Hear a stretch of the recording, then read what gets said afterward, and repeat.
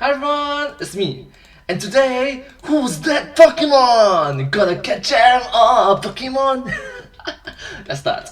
This is a Pokemon. Now, for those of you Nurse who Joy. aren't familiar, that's a picture of Nurse Joy, one of the most famous, most beloved characters to come out of the Pokemon anime. I mean, this is a character who dates back to like episode 2 of the series, so she's been kicking around for a long time. And sure, she looks like a human, talks like a human, behaves like a human, but by the end of this video, you're gonna be convinced that Nurse Joy is in fact a fully catchable Pokemon. Roll that intro!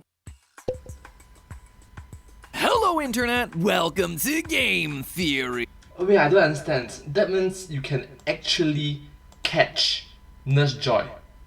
Then who is going to be in charge of the Pokemon Center? The show that wants you to tap that subscribe button like you're trying to skip through some NPC dialogue. That's right! Also, as we kick things off here, it's worth mentioning that today is actually a double feature for all you Poke fans. Right now, over on Food Theory, I'm actually analyzing what Pokemon humans in the game universe are most likely to eat. Are they devouring Kabutops kebabs, Snorlax sausage, maybe some Krabby Patties? Not those. Those! It is literal Pokemania over here, friends, so once you've watched this one, make sure you click on over and check out that one too. The results of that video are, surprising, to say the least. But on to today's game theory. While we were all busy worrying about how old Ash really is or whether Ditto is related to Mewtwo, Nurse Joy has been the anime's secret hiding in plain sight for the last 2.5 decades. As a brief recap for those of you who are unaware, Nurse Joy is the character responsible for running all the Poke Centers of the anime universe. Like all of them. Given that, well, there's some subtle changes from game to game, most likely it's mostly Nurse Joy or Nurse Joyce that runs the Pokemon Center. And over in the game world, she appears in both Pokemon Yellow as well as Let's Go Pikachu and Eevee, which is how I'm justifying this one being a game theory. If you speak to any Pokemon fan and ask them to describe Even though it's supposed to be a filter. Nurse Joy, I have no doubt that you'll get an immediate and detailed response. Much like Ash, Misty, and Brock, Nurse Joy is just one of those iconic characters with an iconic look. Pink and white nurse's outfit, blue eyes, and striking pink hair that curls in the front and forms 2 large hoops in the back. Officer Jenny also, right? The policewoman. Like I said, simply iconic. There isn't a single other character that looks anything like Nurse Joy, except for, well, you know, all the other Nurse Joys. You see, Nurse Joy isn't just one character, but in fact hundreds, thousands, all identical and all running various Pokemon centers throughout the Pokemon world.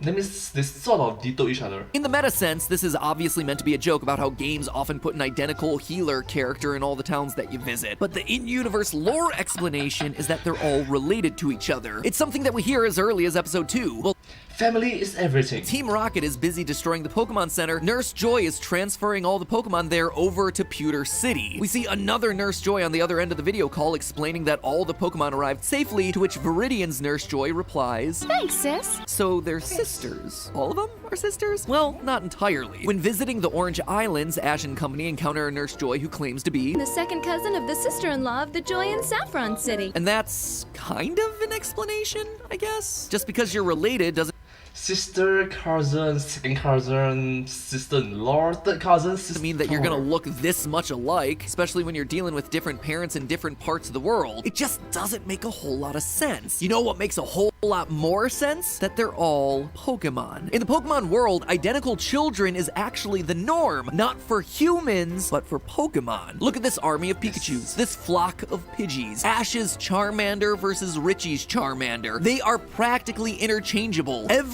Practically interchangeable, except for the fact that, well, baby Pikachu no longer is a thing because there's something called Pichu. So, Pichu, Pikachu, Raichu.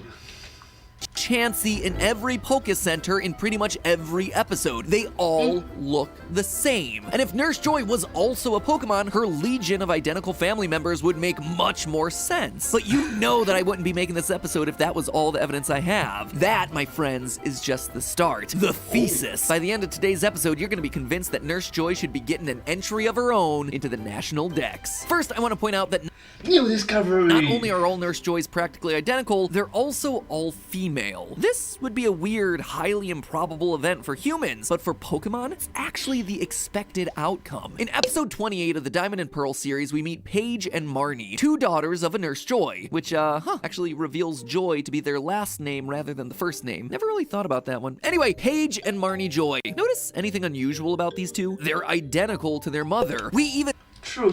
Speaking of which, the name, right? It can be, hi, I am Joy, Nurse Joy. And who are you? Bond. James Bond. Sorry. see their father, Karsten, in this episode, and yeah, doesn't look like anyone took a dip in that gene pool. Normally, when you have a child, that child shares half their genetic makeup with the mother and half with the father, resulting in a look that's roughly a combination of the two. With Nurse Joy's kids, though, that's clearly not the case. And guess where else we see this happen? In Pokemon species. Back in Gen 2 of the games, we were introduced to Pokemon breeding, and when you breed two Pokemon together, the baby will always be the same species as their mother. Not only that, but the babies will look just like a smaller version of their parents. I mean, look at that little guy. Oh, how cute is he? Oh, you're so cute. Yes, you are. Oh, you were so cute until you got retconned by Pichu. Ooh! Ah! Wow! Ouch. Yes, you did. Sorry, where was I? Oh yeah. So if Nurse Joy was in fact a Pokemon, we would expect all of her children, regardless of the father, to be mini versions of Nurse Joy, which, go figure, is exactly what we see in the anime. Instead of it being a statistical improbability, it actually would be the expected result. And like I alluded to earlier, it also explains both kids being female. The introduction of breeding in Gen 2 also brought with it the introduction of biological sex, because Nidoran male and female from Gen 1 didn't count, apparently. And Sorry, I guess. So anyways, the biological gender. Yes. as you would expect, most Pokemon have both male and female variants, but there are a few species that are only one sex, all entirely male or all entirely female. All female Pokemon include the likes of Jinx, Kangaskhan, and wouldn't you know it, Chansey, Nurse Joy's ever-faithful medical assistant. So with Nurse Joy's all being female, she's either the luckiest genetic coin flipper ever, or the much more likely scenario, she's actually a species of Pokemon that just doesn't have a male counterpart. In other words, the way Nurse Joys look and the way they reproduce all align closer to Pokemon than they do with humans. But obviously there are some exceptions, right? Brock, the anime's biggest Nurse Joy expert, has the ability to notice slight differences between them. And yeah, there are also slight variations within Pokemon species, like between Ash's Pikachu and Richie's Pikachu. This would explain the small differences that you see between different Nurse Joys. But then, what about this? Nurse Joys that are different in more than just their eyelash length, like we see in Black and White and Sun and Moon. Well, they're shiny and regional variants of the Nurse Joy Pokemon. Back in Gen 7, the Hawaii-based Sun and Moon games introduced a new Pokemon mechanic, regional variants, where Pokemon that have lived in certain environments for a long period of time have evolved to adapt to their new surroundings. Wait, they must evolve and adapt to the surroundings. Does it mean that they can be a Dynamax? Dynamax Nurse Joy is like super big Nurse Joy. That is a possibility. That's a possibility. Yeah, which is kind of sweet, I guess. The red fox Vulpix is now found up in a snowy mountain, so he becomes a snow fox. Executor grows into a tall palm tree like on island shorelines, unlike their inland counterparts who are stumpy because they don't get enough sun. And I propose to you that some of these different looking Nurse Joys actually function in the same way. Case in point, in the Orange Islands, Ash and company encounter a Nurse Joy that looks identical to the mainland Nurse Joys that we've come to know, except there's one major difference. Her skin is noticeably more tanned. Oh! It's like a shiny version of a Pokemon, isn't it? Shiny version of a Pokemon. Now, the show tries to explain this as a natural tan because she's on an archipelago, but Sun and Moon's Nurse Joys live in yet another tropical environment, but they're as pasty and pale as I am. So if one island's Nurse Joy is tan and another island's Nurse Joy isn't, then what's the difference? Well, maybe she's just a shiny Pokemon. Shiny Pokemon have been around since Gen 2 and basically look identical to the rest of their species, but with one key difference: their color palette. They're also incredibly rare, which is why this is the only shiny any form of Nurse Joy that we've ever seen in the entire series. So by her being a Pokemon, the looks are explained, the kids are explained, the variants are explained. What I haven't explained is, you know, pretty much everything else, like the fact that she's a human who talks. She looks and speaks like a normal human using regular words and sentences rather than going around shouting her name in everyone's face. Nurse Joy, Nurse Joy, Nurse Joy, Nurse Joy.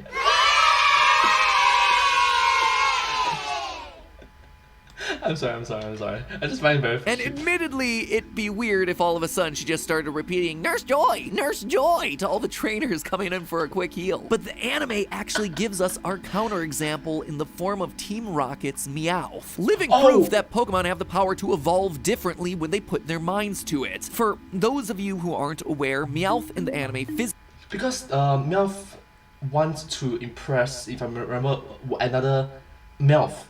manipulated his body to walk on two legs. He even taught himself how to speak English, and with a Brooklyn accent no less, all to try and make himself more appealing to the love of his life, Meowsy. Why? Because she explicitly told him that she preferred humans. You'll never be human, so just forget about me. So this tells us that Pokemon have the ability to speak clear and articulate English, if they want it. But it certainly doesn't explain the other elephant in the room, the fact that she looks human. No amount of willpower is gonna turn Meowth into something that doesn't look like a cat. And that seems to be the deal breaker for today's theory. She can have all the identical siblings and tiny female versions of herself that she wants. Ditto, can you transform? Mew, can you transform? She can't be a Pokemon because she doesn't look like a Pokemon. Theory busted. Or so you might think. The actual explanation for that lies in the past, both for Pokemon and for this channel. Now, first, I'd like to call out the fact that humanoid Pokemon do exist. Jinx, Mr. Mime, the Machop family, all of them are like an evolutionary stone's throw away from clocking in for a 9 to 5 and settling down in the suburbs. But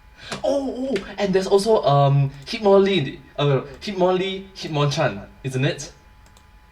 Fun fact is after Bruce Lee, Jackie Chan. we don't even have to extrapolate that far. All we have to do and also Hitmontop is turn to the lore. 7 years ago, I covered a theory about how Pokemon and people used to be one and the same. We've come a long way since then and gained a lot of new subscribers, so rather than forcing you to go back and watch the cringe that is that video, 7 years ago. seriously, please do not go and watch that one. I'll instead just recap what you need to know here. Firstly, we have various Pokedex entries, almighty sources of knowledge throughout the Pokemon world, which draw a direct connection between humans and Pokemon. For example, Frostlass's entry from Pokemon Sun reads, The soul of a woman lost on a snowy mountain possessed an icicle, becoming this Pokemon. and that's just the tip of the human-shaped iceberg. Where Frostlass, as well as other Pokemon like Yamask and Phantump, are spirits of humans, Kadabra's entry is something else entirely. Quote from Pokemon Fire Red's Pokedex, It happened one morning. A boy with extrasensory powers awoke in bed, transformed into Kadabra. But just keep being an Abra. here we have explicit proof of people turning into Pokemon. Wait, it doesn't make sense because from what I remember, it is Abra, Kadabra, Alakazam. So did it just keep being Abra? But what we need now is the flip of that. We need Pokemon turning into people. And for that, the Diamond and Pearl games have us covered. You see, in Kanalave City, there's a library. And in that library are a number of books that speak to Pokemon myths and folklore. Number 3 carries the particularly interesting quote, There once were Pokemon that became very close to humans. There once were humans and Pokemon that ate together at the same table. It was a time when there existed no differences to distinguish the two. They ate together at the same table, you say? Sure, sounds like one of those ye olde euphemisms to me. But the fun doesn't stop there. If you look online and Yeah, let's keep this family friendly, keep it wholesome. Thank you so much. find the original Japanese for these, they can literally be translated to, quote, There once were Pokemon that married people. There once were people that married Pokemon. This was a normal thing because long ago, people and Pokemon were the same.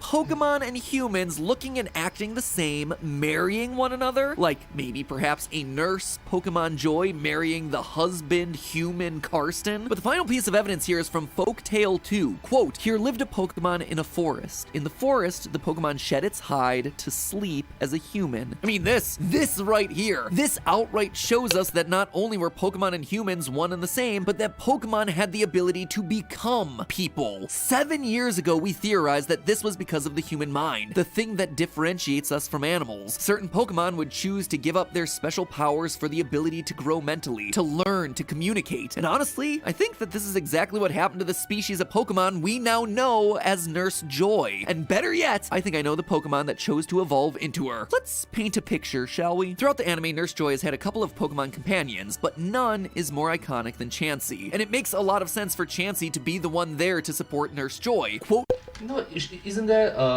Wigglypuff as well? Clefairy as well. from Platinum's Pokedex entry, A kindly Pokemon that lays highly nutritious eggs and shares them with injured Pokemon or people. its evolved form Blissey actually is very similar. It has a very compassionate nature. If it sees a sick Pokemon, it will nurse the sufferer back to health. This line of Pokemon is well documented as being caregivers and healers. They would do anything to help a Pokemon or a person. Chansey also has some interesting design features that are worth pointing out. A simple line smile, tall and thin blue eyes, that iconic pink hair, which, kinda matches the iconic design of that favorite human nurse of ours. And also, when it evolves into Blissey, that hair becomes curly, just like that certain nurse we all know and love. But why? Why would Chansey ever need to evolve into a human form? Well, think about it this way. These folktales talk of a world from long ago, when people and Pokemon were the same, but that's clearly no longer the case. Back in those days when Pokemon were all wild and they lived in harmony with people, Chansey could easily help everyone that she came across. But now that Pokemon are just seen as animals, lesser than humans, well, it makes it very hard for Chansey to help both humans and Pokemon. I mean, how would you feel if you walked to your local doctor and found a dog sitting there waiting to give you a shot? Making it even more complicated, Pokemon and people don't just live segregated, people now capture, train, and battle Pokemon for sport. Where before Chansey may have come across a sick Pokemon that had eaten the wrong kind of berry or something, now there are broken and injured Pokemon fainting left, right, and center. But while they're in the control of humans, Chansey can't get anywhere close to helping them. A human, though, would have the chance. So, Chansey did the only thing it could. Over time, it evolved to act like a human, to speak like a human, just like Meowth did, but it took it one step further. It began to look like a human. And with the understanding and respect from humans, she was able to build a global hospital empire that would allow Chansey to continue doing the thing that she loved most, caring for both Pokemon and their trainers. Think about it. Built a global empire for nursing, for medical care. Isn't that awesome? The positivity is just brilliant. Literally bringing some joy to everyone in the world. So, there you have it, friends. The secret final evolution of Chansey to the human that we've all known and loved for decades, Nurse Joy. Kinda makes you wonder about Officer Jenny now, doesn't it? Another day, friends. Another day. But hey, that's just a theory. One of two theories all about the Pokemon universe that you can watch right now. For years, people have been asking me about whether people eat Pokemon and which would be the tastiest. But over on Food Theory today, I've actually gone one better to tell you the breakdown of the entire food economy of the Pokeverse. Will your Appleton be an appetizer? Your Doduo be dinner? If you want to see which Pokemon would literally be on the chopping block, click the link that you see on screen right now. If you liked this video, you are gonna love that one over there. So you are trying to say that it is actually possible to eat Pikachu?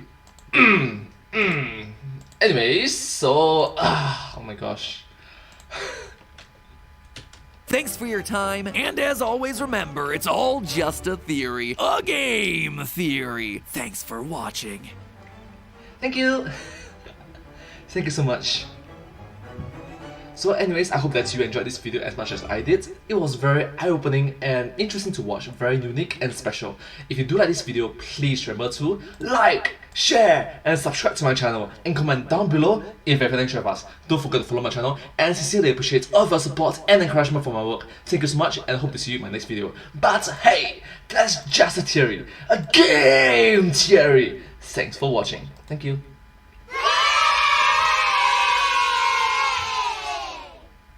And I'll see you in my next video. Bye bye. Subscribe.